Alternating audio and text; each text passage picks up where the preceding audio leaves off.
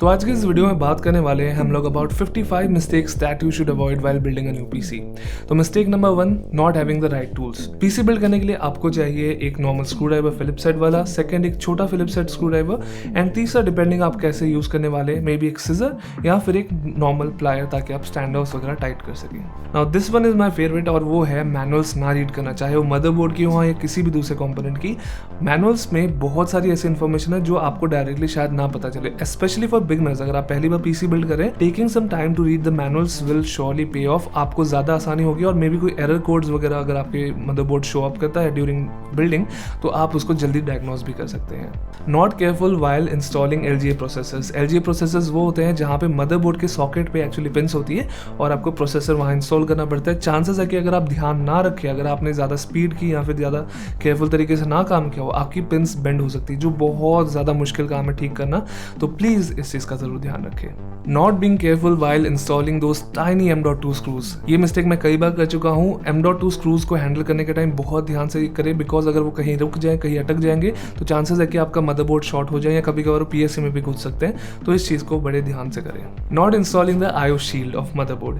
Well, ये mistake मैंने भी की है, आप में से कई लोगों ने की है, मुझे काफ़ी ज़्यादा मैसेजेस आ रखे हैं इस बारे में। एंड साथ ही एक नाइटमेयर है जब आपका पूरा पीसी बिल्ड हो जाए और एक कंपोनेंट रह जाए, तो उस छोटी सी शील्ड का जरूर ध्यान रखना। I have receive lots of messages for this particular mistake, and वो है RGB कनेक्टर्स को मिक्स करना। There are 2 types of RGB connectors, 3 pin and 4 pin, और दोनों एक दूसरे के साथ कंपैटिबल नहीं है। बाय चांस आपने गलत वायर गलत कनेक्टर पे लगा दी, तो चांसेस है कि आपकी LEDs फ्राई हो जाएगी।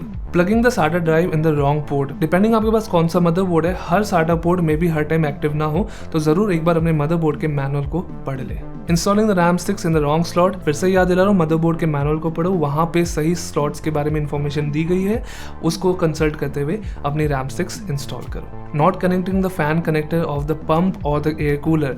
ये बहुत ज़्यादा कॉस्टली मिस्टेक हो सकती है, एंड मैं एक्सेप्ट करता हूँ, मैंने ये कई बार मिस्टेक की है एंड बाद में मुझे पछताना पड़ा इसकी वजह से। भी नहीं कर सकते बात। Keeping liquids around while building a PC, ये बहुत ही डिजास्टर्स हो सकता है। कोई भी लिक्विड आपके आसपास नहीं होना चाहिए जब भी आप पीसी बिल्ड वगैरह करना चाहते हैं। ऐसा मैं कर चुका हूँ पहले, तो उसका डिजास्टर्स रिजल्ट्स नहीं हुआ, लेकिन ऐसा चांसेस हो जाते हैं, तो इस चीज़ को ज़रूर अवॉइड करें। Not having Windows installation media ready. ये प्रॉब्लम मैंने कई बार फेस की है कि मैंने पीसी बिल्ड तो कर लिया, लेकिन मेरे पास विंडोज़ इंस्टॉलेशन के लिए कोई पेन ड्राइव नहीं है, मुझे जाकर उसके बाद नई ड्राइव बनानी पड़ी, तो ये बहुत लंबा काम है। प्लीज़ पहले से एक पेन ड्राइव रेडी रखना। फॉरगेटिंग टू इंस्टॉल और change the motherboard stand of. Her case के साथ मदरबोर्ड स्टैंड ऑफ आते हैं जहाँ पे आप मदरबोर्ड को प्लेस कर सकते हैं, लेकिन जरूरी नहीं कि वो प्री इंस्टॉल्ड है, तो मैनुअली आपको इंस्टॉल करना पड़ता है, चेक करना पड़ता है। अगर आपने ऐसा नहीं किया तो चांसेस है कि आप मदरबोर्ड का शॉर्ट सर्किट कर दे कभी पीसी को इधर उधर हिलाने के time. Not confirming working condition of the product. मतलब आपके पीसी बिल्ड शुरू करने से पहले, केस के अंदर इंस्टॉल करने से पहले एक बार एक ओपन बेंच सेटअप कर ले और उस पर सारे कंपोनेंट्स चेक कर ले कि सब कुछ रीड हो रहा है कि नहीं, सब कुछ एक्सेस हो रहा है कि नहीं, क्योंकि बाद में एक पीसी को डिसअसेंबल करके कंपोनेंट निकालना बहुत ज़्यादा मुश्किल काम हो जाता है। Installing GPU first. मैं जानता हूँ आपने बहुत ज़्यादा पैसे खर्च किए अपने उस शाइनी 3090 Ti के लिए, लेकिन उसको इंस्टॉल करने से पहले बाकी सब कुछ इंस्टॉल कर ले ताकि आपका काम आसान रहे, वरना GPU इंस्टॉल करने के बाद केबल्स वगैरह इंस्टॉल करने में काफ़ी ज़्यादा प्रॉब्लम्स हो जाती हैं। Using zip ties at the start of cable management. Cable management में जानता हूँ आप में से कई लोग इग्नोर कर देते हैं, लेकिन बाय चांस आप में से 1-2 लोग जो ये करते हैं, प्लीज़ केबल मैनेजमेंट के लिए जिप टाइज लास्ट में यूज़ करना, उससे पहले केबल ट्विस्ट टाइज यूज़ करना, ताकि कुछ भी वायर वगैरह चेंज करनी पड़े तो आप वो आराम से कर सकें। पुलिंग, पुशिंग और स्क्रूइंग टू हार्ड। अब देखो, धक्का मुक्की तो नॉर्मल लाइफ में चलती रहती है, लेकिन अपने पीसी पार्ट्स के साथ ज़्यादा धक्का मुक्की मत करना। कुछ चीज़ों को नॉर्मल टाइट ही करना, किसी चीज़ को भी ज़्यादा जोर लगा के खींचना या पुल मत करना। तो बस सब कुछ मॉडरेशन के साथ करें और आराम से करें, take your time. Too much और too little thermal paste. Thermal paste की कहानी बहुत ज़्यादा लंबी है, ज़्यादा टाइम नहीं लूँगा। मैं सिंपल कहूँगा कि एक मटर के दाने का साइज़ का थर्मल पेस्ट काफ़ी रहता है, चाहे वो बड़ा प्रोसेसर हो चाहे छोटा प्रोसेसर हो, एक्सेप्ट थ्रेडरिपर और मे बी इंटेल HDD। उनको छोड़ के आजकल के सारे मॉडर्न प्रोसेसर्स में इतना साइज़ काफ़ी है और आपको ज़्यादा सोचने की ज़रूरत नहीं, ज़्यादा ड्राइंग करने की ज़रूरत नहीं। Not checking the plugs at all after building the PC. कई बार ऐसा होता है कि जब हम लोग पीसी बिल्ड खत्म करते हैं तो पावर बटन दबाते हैं और पीसी ऑन नहीं होता है, एंड उसका रीज़न सिंपल होता है कि हमारी कोई ना कोई केबल किसी न किसी तरीके से अनप्लग्ड है या फिर लूज है। तो एक बार पीसी बिल्ड पूरा होने के बाद केबल्स को रीचेक करना ना भूलें।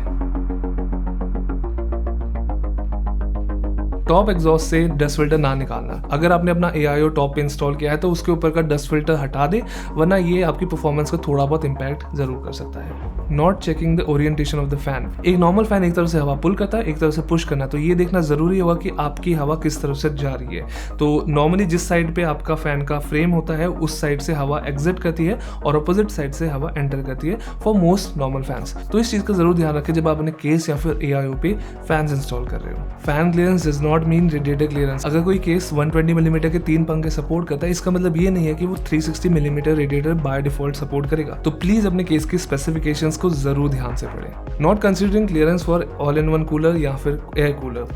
अगर आप एयर कूलर या all in one cooler use करने वाले हैं तो क्लियरेंस का जरूर ध्यान रखें। Clearance in the terms of RAM वो क्लियर करता हो, वो केस को क्लियर करता हो, या फिर कभी कभार कुछ मदरबोर्ड्स की हीट सिंक्स किसी कूलर से टकरा जाते हैं, तो उन सब छोटी छोटी चीजों का जरूर ध्यान रखें। Not speccing the right CPU cooler. हम अपने प्रोसेसर के हिसाब से बहुत ज्यादा बड़ा कूलर ले लेते हैं या फिर बहुत छोटा, एंड नॉर्मली छोटे वाला ज्यादा रिस्की है। जरूर ध्यान दें कि आपका प्रोसेसर कितनी हीट प्रोड्यूस कर सकता है एंड उसके अकॉर्डिंगली अपने CPU कूलर के साइज को चूज करें। एंड बड़ा कूलर हमेशा ज्यादा फायदेमंद रहता है even though you are spending a little more money. Pulling out the cooler on Ryzen processors. अब में से कई लोगों ने इसको एक्सपीरियंस किया होगा कि जब Ryzen प्रोसेसर के ऊपर से आप कूलर निकालते हैं तो Ryzen प्रोसेसर साथ में आ जाता है। मैं याद दिला दूं, Ryzen प्रोसेसर के सॉकेट्स जो है वो लॉक नहीं करते, वो सिर्फ अपनी जगह पे उस प्रोसेसर को होल्ड करते हैं। तो आप अगर जोर से खींचे, चांसेस है कि प्रोसेसर साथ में आ जाएगा। इसका सिंपल तरीका ये है कूलर निकालने का, जब कूलर के आपने स्क्रूज खोलिए, कूलर को 2-3 बार या 4-5 बार रोटेट करें अपनी ही जगह पे प्रेस करते हुए, ताकि थर्मल पेस्ट लूज हो जाए और आपका कूलर आराम से निकल आए। Not removing the plastic film from the cooler और any other component. I know ये इंडिया है, लेकिन प्लास्टिक फिल्म जरूर निकाल दे PC बिल्ड होने के बाद, और कूलर इंस्टॉल करने से पहले जरूर देख ले कि उसके बेस प्लेट पे कोई भी प्लास्टिक पील ना हो, वरना वो जो रिजल्ट्स होंगे वो बहुत ही खराब होने वाले हैं। Buying 1 TB hard drive instead of 2 TB hard drive. इन दोनों के बीच में सिर्फ 1000 रुपये का डिफरेंस है, लेकिन सिर्फ 1000 रुपये एक्स्ट्रा खर्च करके आपको ऑलमोस्ट डबल द स्टोरेज मिल रही है। तो प्लीज़ इस मिस्टेक को अवॉइड करें। M.2 SSDs में गलती करना। M.2 SATA और M.2 NVMe में काफ़ी ज़्यादा फर्क है। M.2 सिर्फ एक कनेक्टर का नाम है, तो डिपेंडिंग आप कौन सी SSD ले रहे हैं तो उन दोनों के बीच में स्पीड में बहुत डिफरेंस हो सकता है। तो इस चीज़ का जरूर ध्यान दें कि आपका मदरबोर्ड किस टाइप की SSD पर्टिकुलरली सपोर्ट करता है।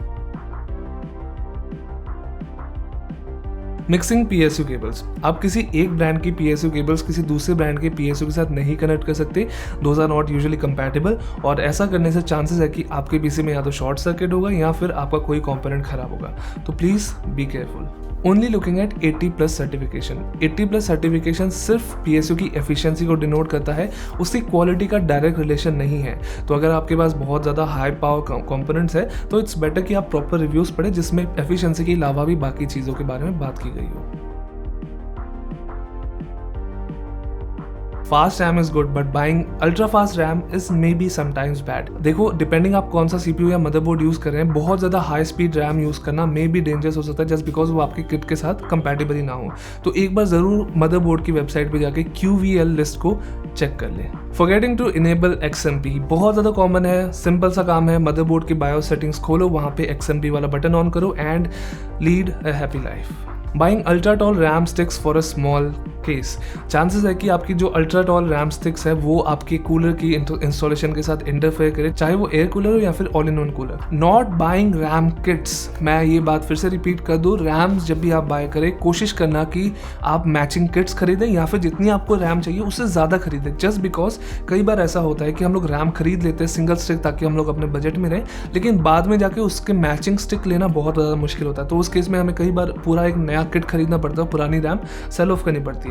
तो इस चीज़ को अवॉइड करने के लिए कोशिश करें कि आप जब भी रैम बाय करें तो उसको किट्स में बाय करें ताकि सबसे बेस्ट कंपैटिबिलिटी रहे और आपको बाद में जाके कोई स्टॉक का इशू ना हो।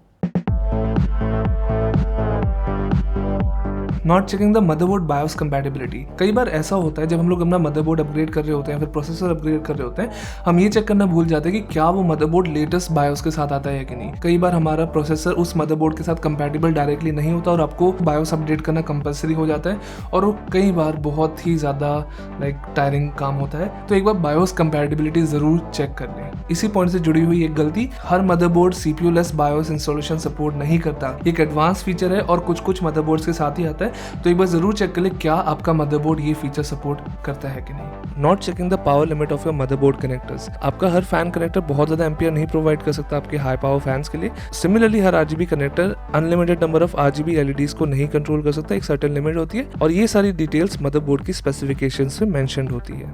Not every PCI expansion slot is same. चाहे आपके मदरबोर्ड पे X16 वाले 4 स्लॉट्स है, लेकिन हर एक सेम स्पीड नहीं प्रोवाइड करेगा। चांसेस है कि कुछ उसमें से स्लॉट्स X4 या X1 वाली स्पीड से प्रोवाइड करे, तो ये डिटेल्स के लिए भी स्पेसिफिकेशंस जरूर चेक कर लें। टर्न ऑफ माउस एक्सेलरेशन, मैं इस पॉइंट पे ज़्यादा स्ट्रेस नहीं डाल सकता जस्ट बिकॉज ये इतना ज़्यादा कॉमन है। आप 10,000 रुपये का माउस खरीद रहे हैं लेकिन आपने माउस एक्सेलरेशन विंडो सेटिंग से ऑन की हुई है। इसको जाके अभी ऑफ करो and check the results right away, आपको बहुत बड़ा डिफरेंस दिखेगा। Forgetting to change to higher refresh rate, कई बार हो जाती है। पीसी बिल्ड तो आपका हो गया लेकिन जो आपका मॉनिटर है वो 60 हर्ट्ज पे चल रहा है जबकि आपने 144 हर्ट्ज वाले मॉनिटर के लिए पैसे दिए थे। तो एक बार डिस्प्ले सेटिंग्स में जाके हायर रिफ्रेश रेट वाला ऑप्शन चेक करना ना भूलें। Having the wrong display cable या फिर no display cable at all, कई बार ऐसा होता है कि जो मॉनिटर है उसके साथ सिर्फ HDMI केबल आती है और डिस्प्ले पोर्ट केबल नहीं आती। तो बाय चांस ऐसा है तो प्लीज़ एक बार डिस्प्ले पोर्ट केबल एडवांस में ही ऑर्डर करके रखें ताकि पीसी बिल्डिंग के दिन आपको ज़्यादा मुसीबत ना हो। Forgetting to change to full colours while using HDMI cable, अगर आप मॉनिटर के साथ HDMI केबल यूज़ करने वाले हैं तो एक बार कलर सेटिंग्स को जरूर चेक कर ले। AMD या फिर NVIDIA कंट्रोल पैनल पे आपको कलर सेटिंग्स फुल या फिर RGB पे रखनी है ताकि आपके कलर्स वॉश आउट ना हो। Spending too much and thinking too much, अपने बजट से ज़्यादा ऊपर जाने की ज़रूरत नहीं है और कई बार ज़्यादा सोचने से चांसेस बढ़ जाते हैं। जस्ट बिकॉज आप इतने सारे परफॉर्मेंस फिगर्स देखते हैं तो आपका माइंड ऑब्वियसली जाता है कि हमें ज़्यादा पावरफुल कंपोनेंट्स चाहिए, लेकिन कई बार इसकी ज़रूरत नहीं पड़ती। Not spending too much, yes ये पॉइंट हमारा उल्टा जा रहा है। मैं आपको ये कह रहा हूँ कि कई बार हम लोग पैसे खर्च नहीं करते जबकि हमें कर लेनी चाहिए। क्या वो अपने जो 500-1000 रुपये एक्स्ट्रा खर्च किए उसकी वजह से ज़्यादा परफॉर्मेंस, ज़्यादा लंबी लाइफ मिल रही है, आपको कंपोनेंट में क्वालिटी ज़्यादा अच्छी मिल रही है, देन मेरी सजेशन है प्लीज़ वो 1000 रुपये खर्च कर ले बिकॉज ये आपको बाद में जाकर बेनिफिट ज़रूर देगी। Not looking at platform cost while configuring your PC, ये बहुत ही ज़रूरी चीज़ है। आप सिर्फ प्रोसेसर नहीं खरीद रहे अपने बिल्ड के लिए, आप मदरबोर्ड, रैम और बाकी कंपोनेंट्स भी खरीद रहे हैं। तो उस केस में डिपेंडिंग आप कौन सा CPU यूज़ कर रहे हैं, आपके मदरबोर्ड का खर्चा भी उस हिसाब से बढ़ सकता है। तो इस फैक्टर को कभी भी इग्नोर ना करें। Not spending enough on monitors, मैं ये बात कई बार कह चुका हूँ, अगर आपने पैसे खर्च करने हैं मॉनिटर पे तो प्लीज़ थोड़ा सा ज़्यादा ही खर्च करें बिकॉज मॉनिटर एक ऐसा कंपोनेंट है जो आप जल्दी रिप्लेस नहीं करने वाले हो, काफ़ी लंबे टाइम तक चलने वाला है और एक अच्छा मॉनिटर काफ़ी सारे बिल्ड्स तक लास्ट कर सकता है जस्ट लाइक अ केस। तो मेरी सजेशन है अपने बजट से अगर ऊपर जाना है तो मॉनिटर पे ज़रूर खर्चा करें। Not checking use components before buying, pre buying है ना, वीडियो कॉल कर ले बायर को और उससे पूरी कंफर्मेशन ले, टेस्टिंग वारंटी ले ताकि आप इंश्योर कर सके कि है ना आपका जो यूज कंपोनेंट है वो आपको सही परफॉर्मेंस और सही यूज दे सके। ये मिस्टेक मैं भी एक्सेप्ट करता हूँ। Not reading the model names properly, depending कौन सा आप कंपोनेंट यूज़ करें तो मॉडल नेम्स काफ़ी ज़्यादा सिमिलर हो सकते हैं, खासकर मदरबोर्ड्स में। तो कुछ मदरबोर्ड्स में सेम नेम होने के बावजूद भी स्पेसिफिकेशंस बिल्कुल अलग हो सकती है। तो ध्यान से स्पेसिफिकेशंस पढ़ना, साथ ही मॉडल नेम भी ध्यान से पढ़ना। Changing components while the PC is on, ये मिस्टेक आप मत करना, बिल्कुल भी मत करना प्लीज़। पीसी में कुछ भी चेंज करने से पहले, कोई छोटी सी भी चेंज करनी हो, प्लीज़ पीसी का पावर स्विच ऑफ कर ले और मे बी इवन केबल भी रिमूव कर दे ताकि सारी सेफ्टी गारंटी हो। This can be a very costly mistake using a vacuum cleaner for PC cleaning.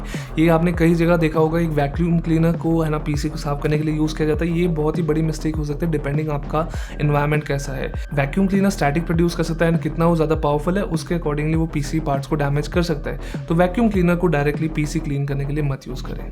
Not having any power backup, और पावर बैकअप का मतलब ये नहीं कि सिर्फ है ना यूपीएस ही लेना है। अगर आपके पास यूपीएस नहीं भी, आपके पास बजट नहीं है यूपीएस का, एटलीस्ट इन्वर्टर पॉइंट पे पीसी को कनेक्ट करो। It will still have some form of security and maybe आपके कंपोनेंट्स एक इलेक्ट्रिकल प्रॉब्लम से बच जाए। Forgetting to register for warranties और सर्विसेज, कई बार ऐसा होता है कि हम लोग एक्साइटमेंट में पीसी अपना यूज करना शुरू कर देते हैं लेकिन उसको रजिस्टर करना भूल जाते हैं। रजिस्ट्रेशन करना हमेशा आपके लिए फायदेमंद होता है जब भी आप सर्विसेज लेने जाते हैं, जब भी आप वारंटी क्लेम करने जाते हैं, एंड ये सबसे बेस्ट और सेफेस्ट तरीका है अपने परचेज को गारंटी करने का। Throwing boxes away too quickly, मैं जानता हूँ आपका बिल्ड कंप्लीट हो गया, बहुत सारे FPS आ रहे हैं, लेकिन याद रखना प्लीज अपने कंपोनेंट्स के डब्बों को अभी मत फेंक देना। मे बी अगले दूसरे दिन आपका कंपोनेंट खराब हो जाए और आपको आपको वारंटी RMA वगैरह के लिए भेजना पड़े, तो बॉक्स बहुत ज़्यादा हेल्पफुल है। इन केस ऑफ AMD वो बॉक्स के बिना शायद आपको वारंटी भी ना मिले, तो इस चीज़ का ज़रूर ध्यान रखें और अपने बॉक्सेस को ज़रूर संभाल के रखें। Not securing your components while travelling, अपने PC के कंपोनेंट्स को अच्छी तरह सिक्योर कर ले